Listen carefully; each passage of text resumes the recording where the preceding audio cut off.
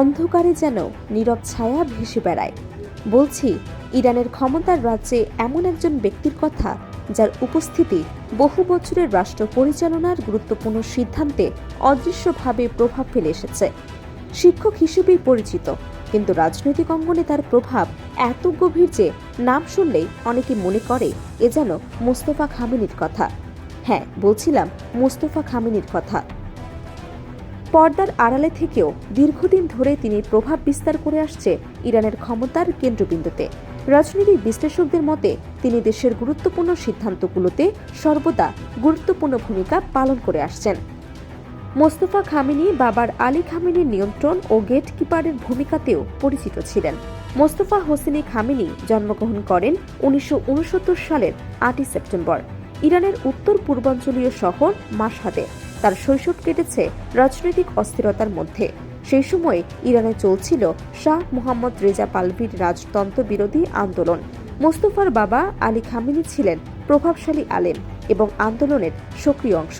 ফলে মোস্তফা নিরাপত্তা বাহিনীর হাতে বারবার গ্রেফতার এবং নির্বাসনের শিকার হন। 1979 সালে ইরানের ঐতিহাসিক ইসলামী বিপ্লবের পর রাজতন্ত্র পতিত হয় এবং খামেনি পরিবারের অবস্থান বদলে যায়। সেই সময় মোস্তফা তেহরানে চলে আসেন।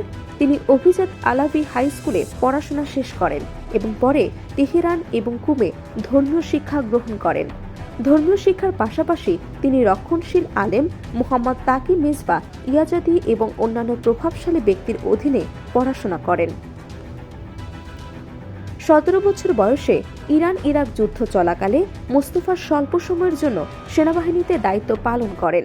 এই অভিজ্ঞতা ইরানের শাসক গোষ্ঠীর মধ্যে পশ্চিমা দেশগুলোর প্রতি গভীর সন্দেহের জন্ম দেয়। 1999 সালে তিনি পবিত্র শহর কুমে যান, যা শিয়া ধর্মতন্ত্রের অন্যতম গুরুত্বপূর্ণ কেন্দ্র। সেখানে তিনি দীর্ঘদিন ধর্মীয় পড়াশোনা চালিয়ে যান। উল্লেখ্য, প্রায় 30 বছর বয়স পর্যন্ত তিনি ধর্মীয় পোশাক পরতেন না। মোস্তফা একজন মধ্যম স্তরের আলেম, আয়াতুল্লাহ নন। তবুও দীর্ঘদিন ধরে তিনি সুপ্রিম লিডারের দপ্তরে পর্দার আড়ালে শক্তিশালী প্রভাব বিস্তারকারী ব্যক্তিত্ব হিসেবে পরিচিত। তার প্রভাবের পেছনে রয়েছে ইরানের ইসলামিক রেভলিউশনারি গার্ডসের সঙ্গে ঘনিষ্ঠ সম্পর্ক। ইরান ইরাক যুদ্ধে তিনি হাবিব ব্যাটালিয়নে কাজ করেন। পরে নিরাপত্তা কাঠামোর শীর্ষ পর্যায়ের অনেক কর্মকর্তার সঙ্গে ঘনিষ্ঠ সম্পর্ক গড়ে তোলেন। 2019 সালে যুক্তরাষ্ট্র মোস্তফার বিরুদ্ধে নিষেধাজ্ঞা আরোপ করে। অভিযোগ ছিল তিনি নির্বাচন, রাজনীতি এবং নিরাপত্তা কাঠামোর উপর প্রভাব বিস্তার করছেন।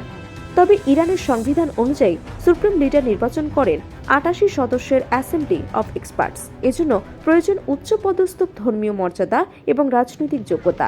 তাই যদিও মোস্তফা আয়াতুল্লাহ নন, তবু তিনি ইরানের ক্ষমতার রাজনীতিতে এক রহস্যময় এবং প্রভাবশালী চরিত্র হিসেবে পরিচিত।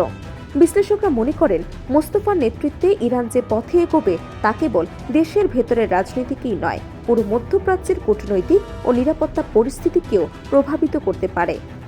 তিনি যেভাবে ক্ষমতার কেন্দ্রে অবস্থান করছেন তা ইঙ্গিত দেয় পরের কয়েক বছরে ইরানের রাজনৈতিক দিক নির্দেশনা, নিরাপত্তা নীতি এবং আঞ্চলিক কূটনৈতিক বড় ধরনের পরিবর্তন আসতে পারে। মোস্তফা হোসেনি খামেনি অপ্রকাশ্য, রহস্যময় কিন্তু প্রভাবশালী। পর্দার আড়ালে থেকে তিনি দেশের ভবিষ্যৎকে পরিচালিত করছেন আর চোখ রাখছেন এমন সিদ্ধান্তে যা পুরো অঞ্চলকে নাড়িয়ে দিতে পারে।